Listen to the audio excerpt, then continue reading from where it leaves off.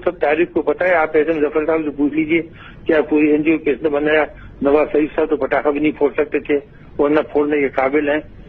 और भुट्टो साहब घास काटे भी बम नहीं बना सकते थे, बनाया हमारे फैकार। और हमने अपनी जान कुर्बान करके, अपनी फैमिली लाइफ कुर्बान करके और थोड़ा भी साइंटिस्ट और इंजीनियर है, इन्होंने क्या किया। इनमें तो ये हो या कोई और हो, इनमें तो इतनी भी सलाहियत नहीं थी कि जब मिसाइल फायर हुई, इतना बड़ा वो कारनामा था पाकिस्तान के लिए, बैलिस्टिक मिसाइल गोली फायरिंग, तो भी कोई नहीं आया खड़ होकर देखता।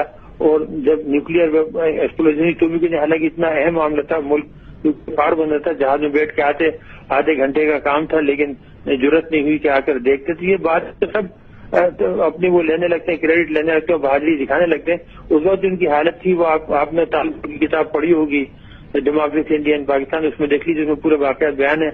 और हमारे गौर अयूब साहब से कीजिएगा, शमशाद। हम मीडिया के बॉसेस को बुलाया और उनसे सवाल जवाब किए कि टेस्ट होना चाहिए कि नहीं, और उसमें लगता ये था कि वो चाहते थे कि ये कैन नहीं होना चाहिए। जिसपे मजीद निजामी साहब उठे तो उन्होंने कहा, प्राइम मिनिस्टर साहब हम तो आए थे कि आप खुशखबरी देंगे, लेकिन आप तो यहां डामाडोल हैं, आपने करना पड़ेगा, नहीं तो बम फटेगा आप पे। और 20 मई को डॉक्टर AQ खान ने खत लिखा नवाज शरीफ को कि अगर आप नहीं करेंगे तो मैं इस्तीफा दे दूंगा, और मेरे इंजीनियर भी इस्तीफा दे देंगे। और 28 सुबह को जब रात को ये था अंदेशा के हमारे शगाई के ऊपर हिंदुस्तान शायद हमला करे, तो 28 सुबह मैं प्राइम मिनिस्टर हाउस गया, और उस वक्त वो बात कर रहे थे क्लिंटन साहब के साथ।